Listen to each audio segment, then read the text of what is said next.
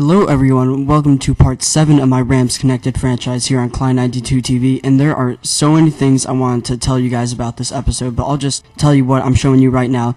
This is the Pro Bowl voting right now going on. We're the Rams, so I'm looking for any players we may have that are going into the Pro Bowl this upcoming year.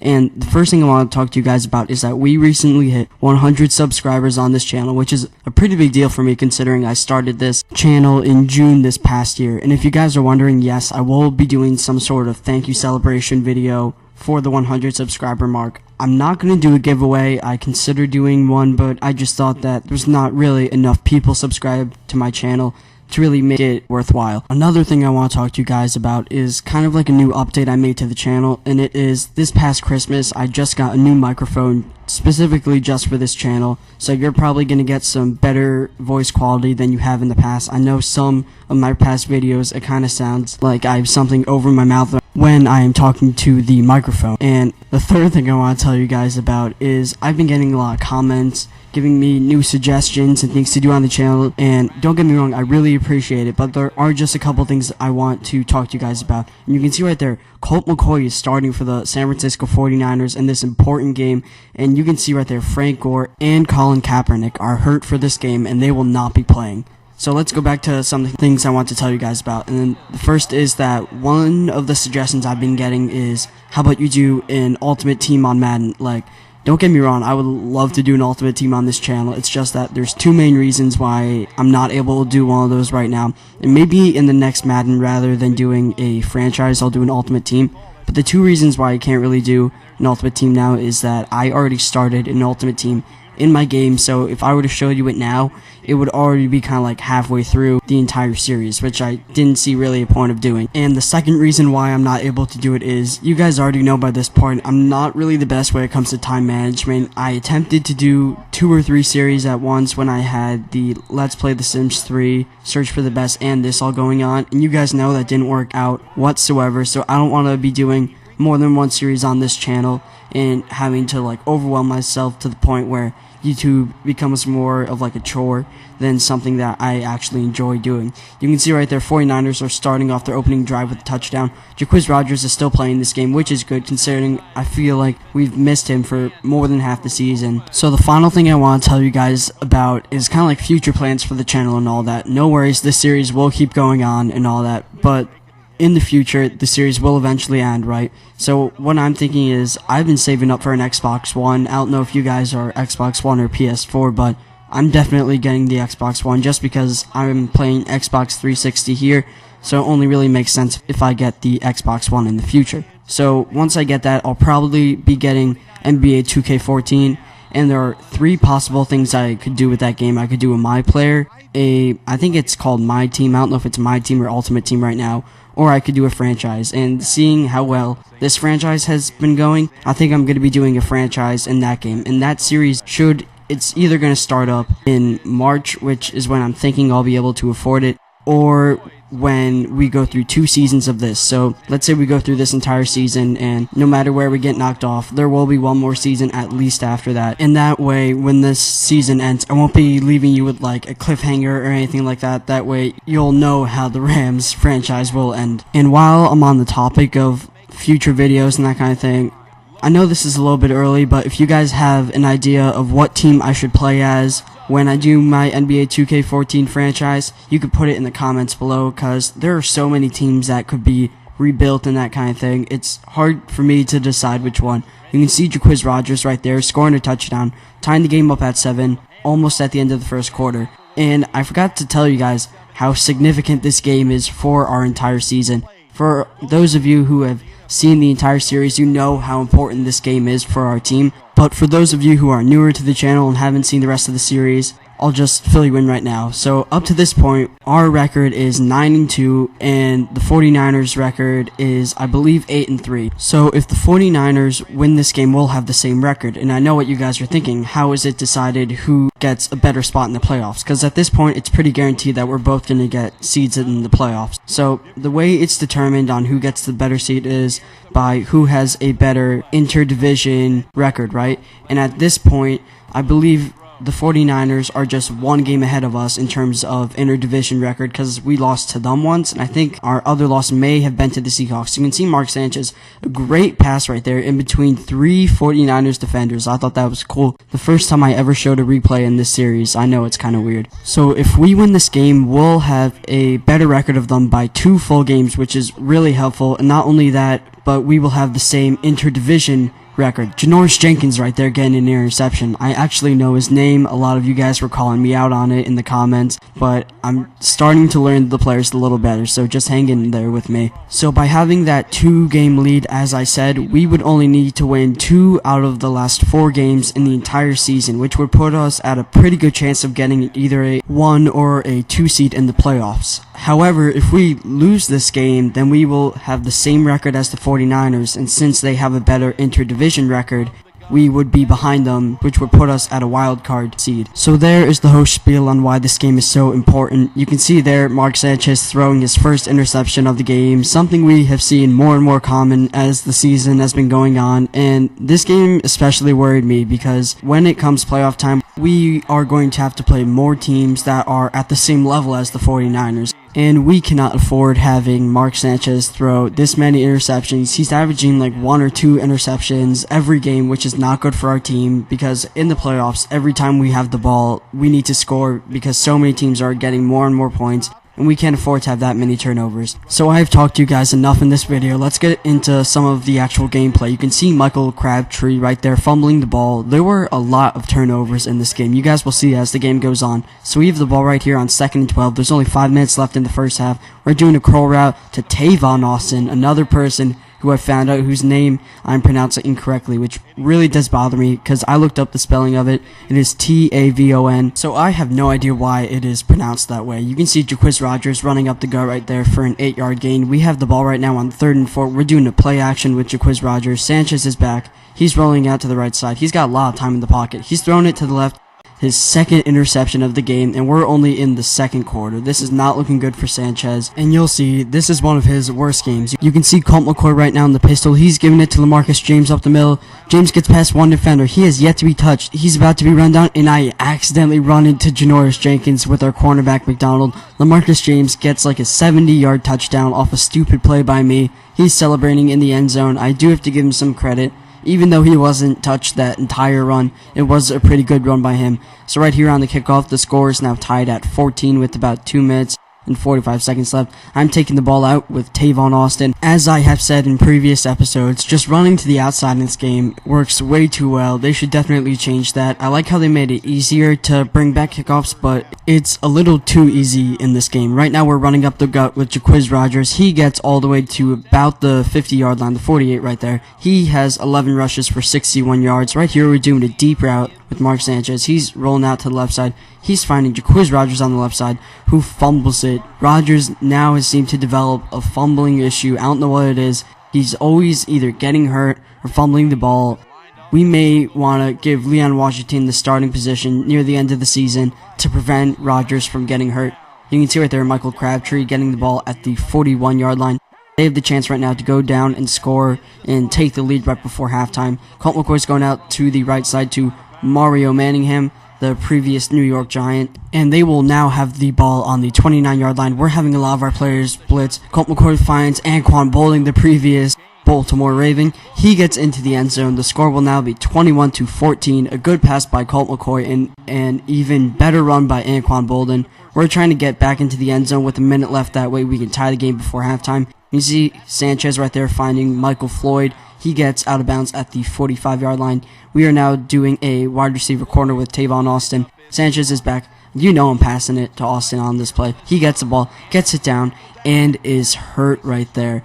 Not good for our team. You can see right there he's out for the game. And you will also see that I have an injury count at the bottom of your screen. And I'm not saying that it's good that players are getting hurt, but you could tell by the amount of injuries that happened to important players in this game that these two teams just flat out dislike each other. They're both fighting for top spots in the playoffs, and they just hate each other at this point. So there's only been one injury up to this point. You can see Jared Cook getting in the end zone with about 20 seconds left in the first half. So we will go into the second half at a 21-21 tie. We have the ball right now on 2nd and 13. We're doing a curl route to Brandon Lloyd. He is our number one receiver for this game because Tavon Austin will not return for the rest of it. We are doing a play action pass with Jaquiz Rogers right there to Michael Floyd, who gets hurt. That is your second big injury on this team. So right now we have our number 2 and our number 4 receivers in. We don't have our number 1 or number 3 receiver in because they are both injured at this point in the game. You can see Jaquiz Rogers, a nice outside run right there. He's got 88 yards on the game so far. Right now we are doing a pretty weird play in our playbook. We are giving it to Jaquiz Rogers, who gets slammed by Patrick Willis, and he is hurt. That is our 3rd major injury. So we bring Leon Washington back in for the rest of this game. Right now we are doing a corner strike. We're going to the right side of the end zone, and we find Brandon Lloyd. Mark Sanchez passed to Brandon Lloyd. He's celebrating after that. We now have a 1 touchdown lead on the San Francisco 49ers in San Francisco, so it's looking good right now for us, except for this. You can see Michael Floyd. He is out for 2 quarters, which is really equivalent to the rest of the game. Jaquiz Rogers is out for the game, and Tavon Austin will also not return for the rest of the game. You can see Janoris Jenkins right there, his 2nd interception on the day. He's having a great day up to this point. So we will get the ball at their 44-yard line thanks to Janoris Jenkins. We are doing a slants play right now with 3 receivers. Sanchez is rolling out to the right, passes it to Leon Washington on the left side, who gets about 9 yards away from the first down. So on 4th and 1, we are opting to go for it. We don't want to settle for a field goal. We give it to our fullback Kendricks, who gets the first down plus more. I think he got like a 6 or 7 yard run right there. Great play by him. Right now we're in the shotgun with Mark Sanchez. He's rolling out to the right side, finding Pettis, who goes upfield and fumbles the ball. Luckily for us, Brandon Lloyd was there to pick up the ball.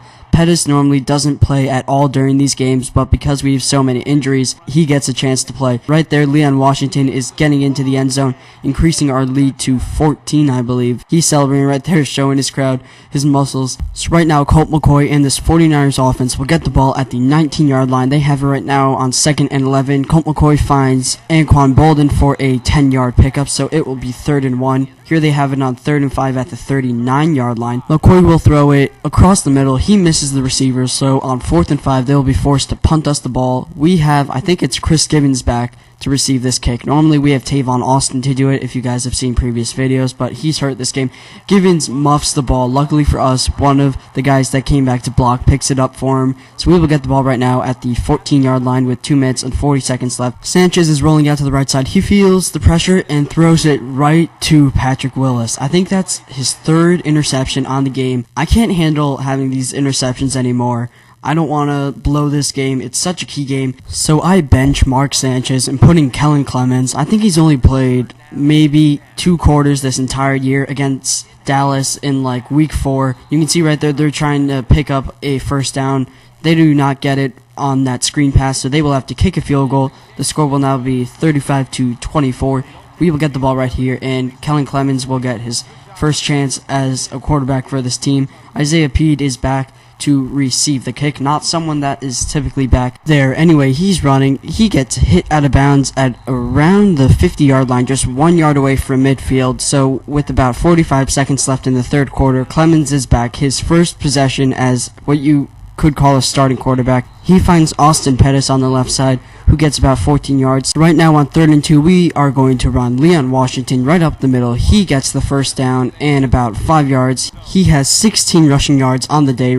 On 2nd and 3 right now, we are going to run him right back up the middle. He fumbles the ball this time. It is picked up by Reed of the opposing team. The 49ers will start with the ball at the 9-yard line. Patrick Willis right there is the guy that caused the fumble, so he has a fumble cause, if that's what you call it, and an interception on this game. Right now, they're doing a pass to Vernon Davis, who gets hit hard right there. I think that was Truman Johnson that hit him. He gets injured. The injury count is now at 4. There's about 9 minutes and 45 seconds left in the game. McCoy's trying to scramble, and he gets sacked right there, so it will be 4th and 7. They will punt us the ball. We have the ball right now at the 48-yard line with about 9 minutes left. Clemens is back. He's throwing it to the left side to Chris Gibbons, who gets hit down at the 32-yard line. Gibbons has almost 60 yards receiving on the day. We're doing a slants route right now on 2nd and 4. Clemens is back. He's scrambling to the right side. He finds Bailey. I'm not sure who that actually is. I think he may be our fullback or backup tight end or something like that. Right now we're doing a play action to Leon Washington. Clemens is scrambling to the right side, finds Jared Cook right there, a newly found leader of this team. Now that Sanchez has kind of been off a little bit and Rodgers is always getting hurt, I found that Cook has been kind of like our next big player on this team. You can see Leon Washington right there scoring off the screen pass. We have now scored 42 points in this game, which is pretty good considering we're going up against this stacked 49ers defense. Right now McCoy is back. They're doing a screen pass to LaMarcus James. He's running and picks up the first down. They will now get the ball at the 30-yard line. So there's about 5 minutes left, and they need a big run here. They are down by 18. It's looking pretty good for us at this point. McCoy's rolling out to the right side. He's going to run with it. I chase him down with Dunbar. He fumbles it, and it barely rolls out of bounds. If it just didn't roll that extra 2 inches, Pico would have picked it up, and we would have gotten the ball. Right there, he's doing a pass to LaMarcus James, who spins away from Cortland Finnegan. A nice play by him. They have the ball on the 49-yard line on 2nd and 3. McCoy's back. He finds Jenkins right there. I can't remember his name. He used to be a starter on the 49ers. So no, he used to be a starter with Crabtree, but he, has kind of drifted off since Bolden came there. He gets the ball again right there. They have it on the 21-yard line. It is now 3rd and 9 at the 20-yard line. McCoy's being blitzed. He finds McDonald, who does not pick up the first down. So with under 2 minutes, it is 4th and 2. They will opt to go for it. They need to get some touchdowns at this point. A stop here will win us the game. McCoy is back. He's throwing it across the middle to Mario Manningham, who gets the ball at the 4-yard line. It'll be 1st and goal. After, I think it was like a false start penalty, it'll be 3rd and goal at the 12-yard line. McCoy's lobbing it in the end zone, and it is intercepted by Daniels. I cannot remember his first name. I told you guys I'm still working on learning all the names of this team. You can see Kellen Clemens right there, patting his teammates on the back. We win this game 24-42. Your player of the game is Janoris Jenkins. That's his 2nd time being player of the game after the first game of this entire series. He had 2 interceptions and 1 tackle. A great game for this Rams team. We now are leading the NFC West, and I think we may be first in the NFC overall. So with only 4 games left, we only need to win 2 out of the 4 to win our division. You can see the GMC never say never moment of the game, the play where I stupidly bring McDonald over and run into Janoris Jenkins. It was a great play nonetheless. I have to give him some credit. You could see our defender diving and missing him right before he goes into the end zone. Now, here is something you won't see very often. Kellen Clemens shaking hands with the Rams owner Oscar Wiggles. Here are your final game stats. We do better in score, passing yards, rushing yards, and time of possession. So here are your NFC standings at this point. We are actually 2nd in the NFC, right behind the New Orleans Saints. So here are just the NFC West standings. You can see the 49ers have lost 4 consecutive games, a pretty crushing blow for them considering they lost their quarterback. And right now I'm picking up, I think this is like the 2nd or 3rd quarterback I've picked up in free agency. Case Keenum is joining the St. Louis Rams. In real life, I know he is on the Houston Texans, but I have a question for you guys. Who do I start? Mark Sanchez, Kellen Clemens, or Case Keenum? Because I have no idea. I don't really trust Sanchez at this point in the season. He just hasn't been producing the way I want him to. You can see I put Clemens as the current starter, but I want you guys to comment in the comment section. Tell me who you want, because this isn't just my franchise. I want it to be more like our franchise. So whoever you guys want me to start, that's who I'm going to be starting. Sanchez is probably the most experienced out of the 3. Kellen Clemens is the best in terms of medium and deep throws, but I looked at their stats, and Case Keenum is surprisingly accurate in this game, which I was pretty surprised about. So remember to put that in the comment section below. I hope you guys had a fun time watching this video. Remember, a 100 sub video will be coming out pretty soon, and I hope you guys have a great day. Bye.